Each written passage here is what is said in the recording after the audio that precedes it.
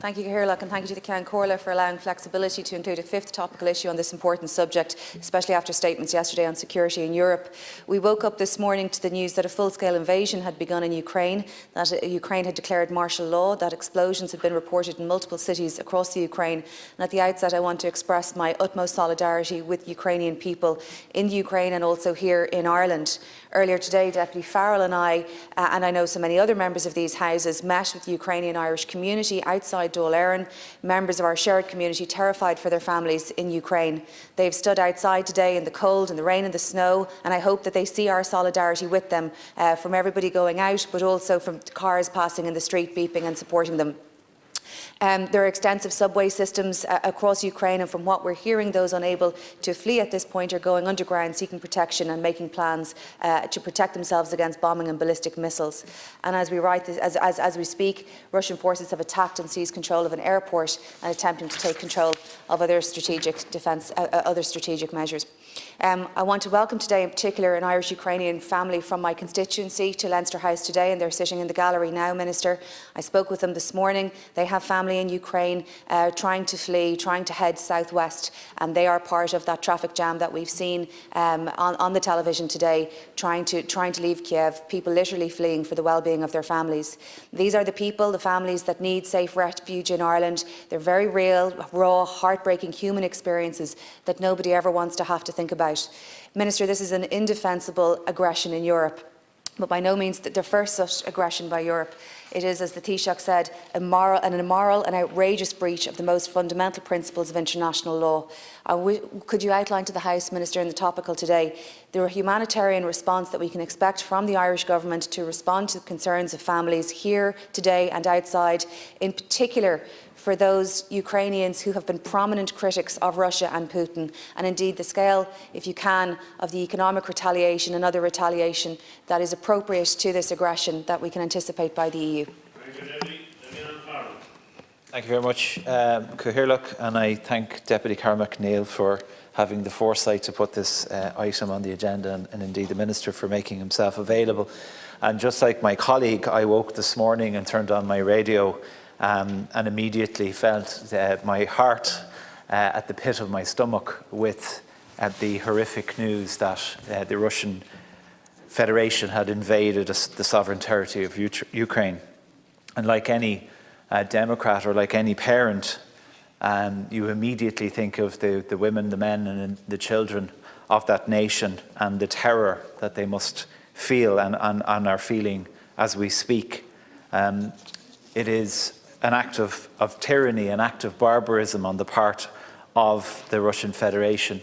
And in particular, I'm especially aggrieved with the lies that we have been told over the last number of days and weeks. Indeed, even in this House, in the committee, where the ambassador to the Russian Federation presented himself to the committee for questions.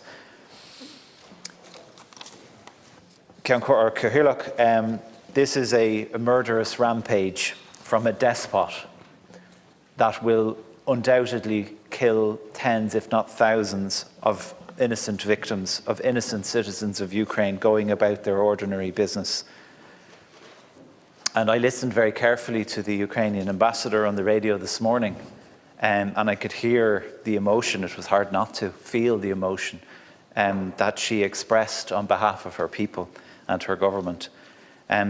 Like my colleague, Cathaoirleach, I have very grave concerns for the innocents in Ukraine right now, and I'm very pleased to have heard what the Taoiseach said earlier in relation to visas. I'd like for you to explain that in more detail, and indeed the supports that are being offered on the ground to Irish citizens and indeed their families who may not all be of Irish extraction.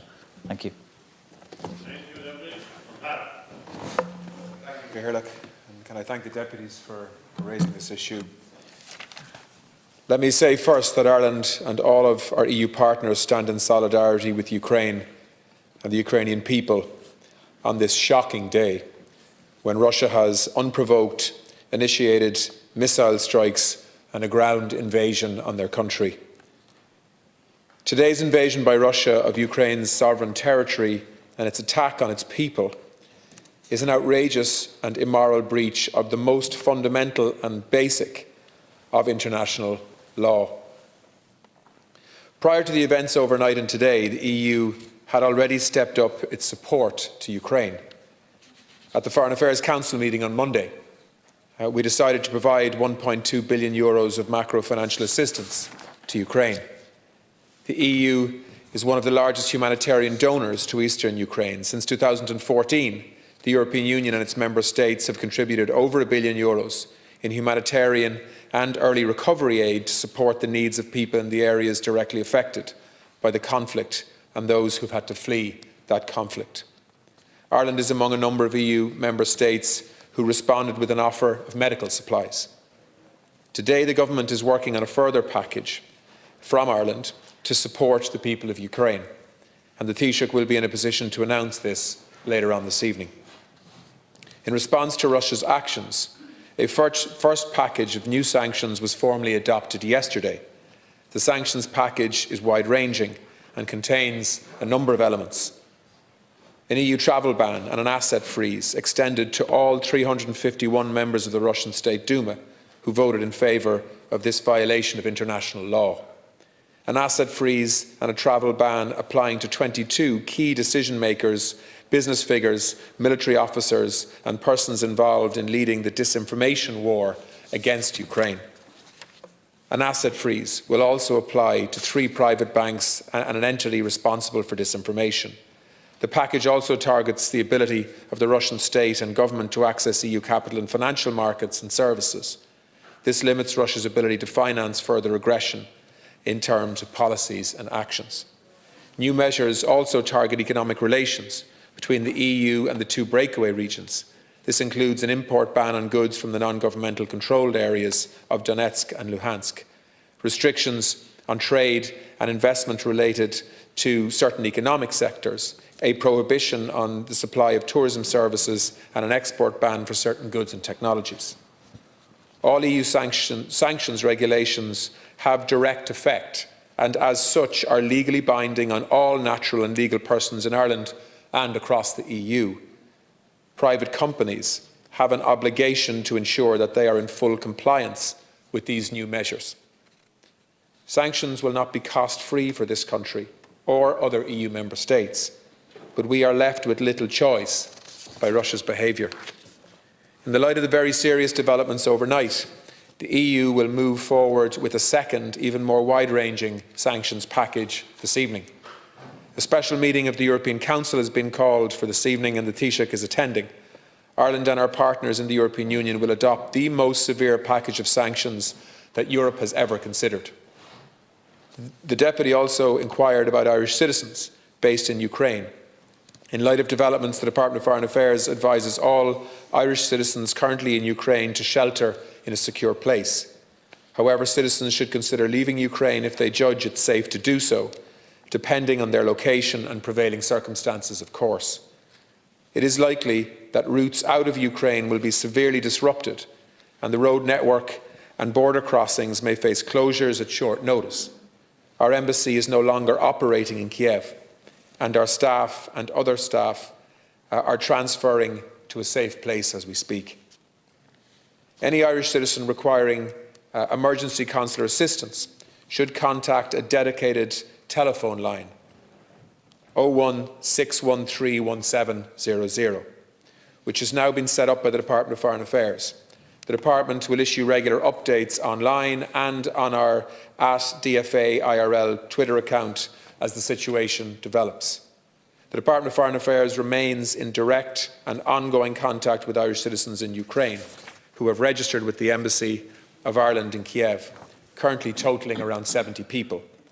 The safety and security of Irish citizens and also their dependents in Ukraine is our absolute priority. Cathaoirleach, finally, to the 4,000 Ukrainian people who call Ireland their home, can I say that our hearts are breaking with them as we stand with them today. The Ukrainian and Irish people have much in common.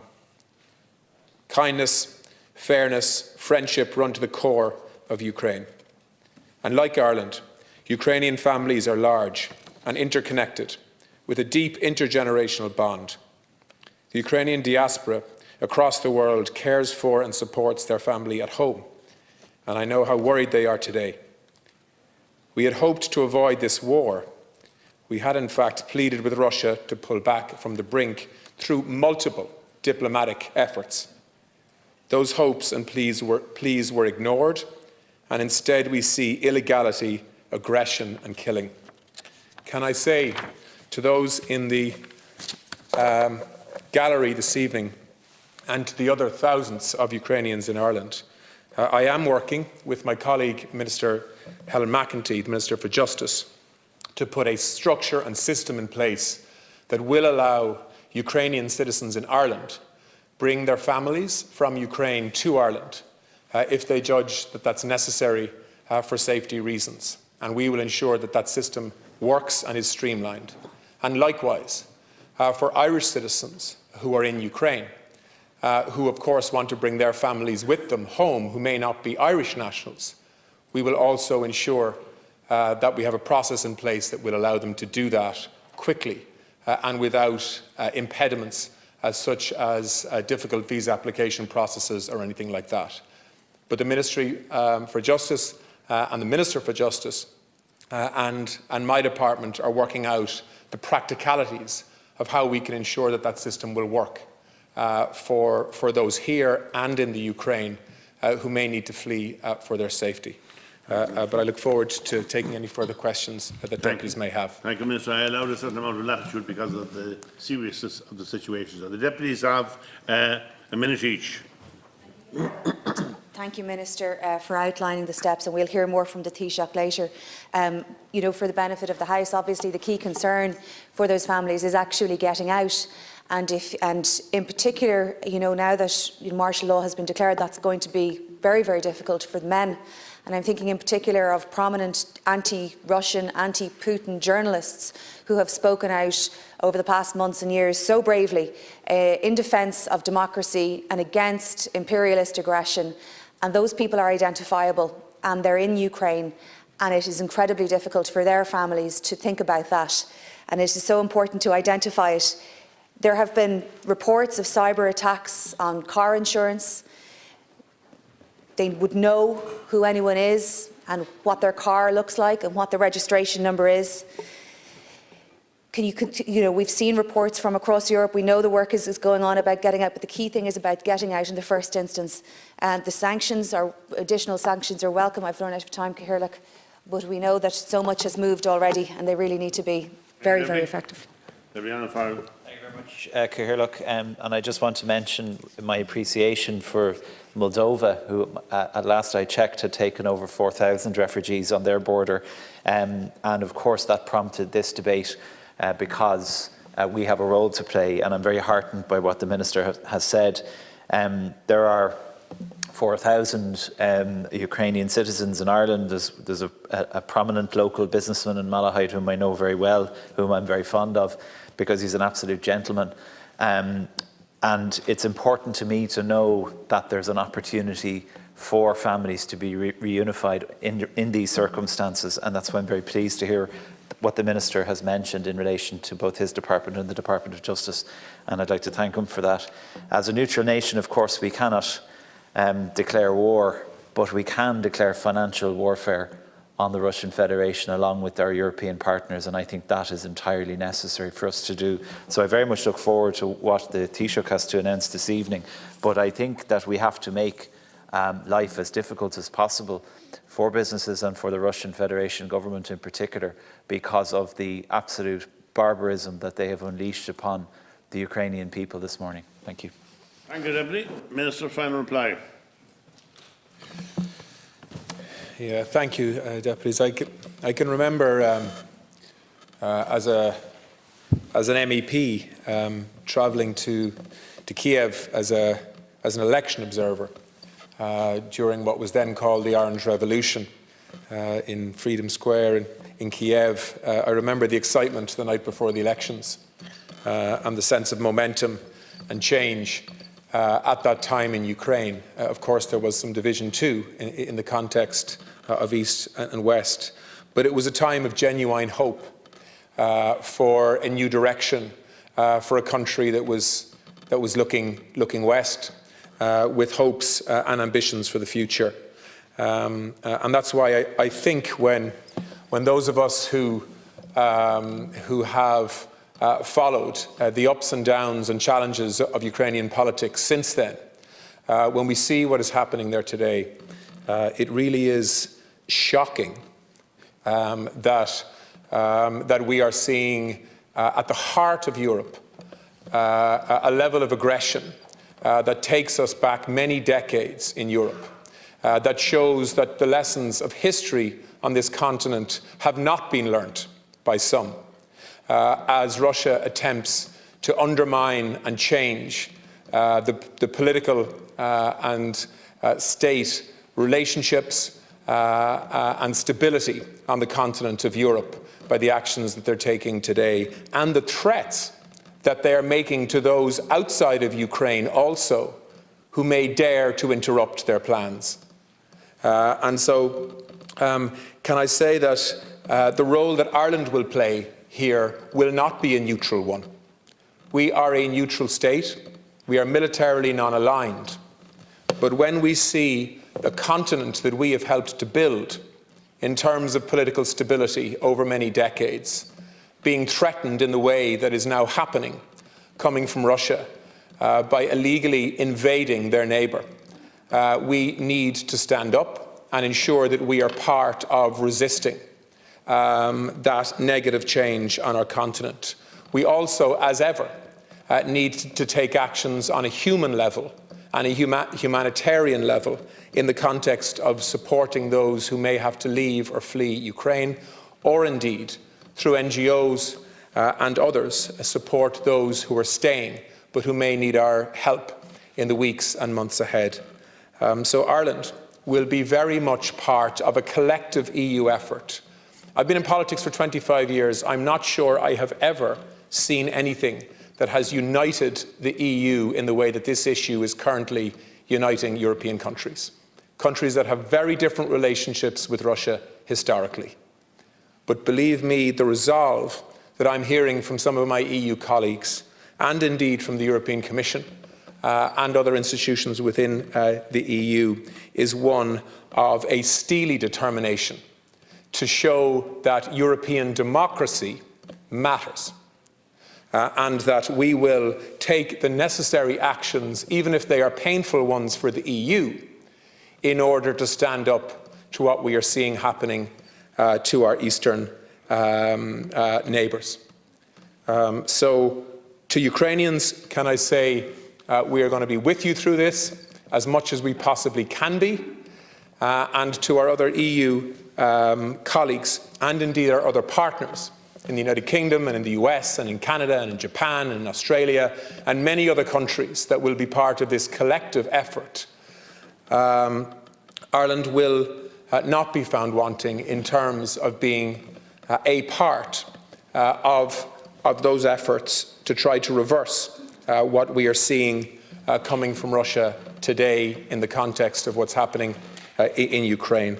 So the Taoiseach will have an opportunity later on this evening to outline some of the detail of what I've announced this evening in terms of what sanctions look like, what our humanitarian support package, our initial one at least, looks like, and also some of the detail perhaps in terms of how we can facilitate Ukrainians to come to Ireland should they need to for safety and shelter.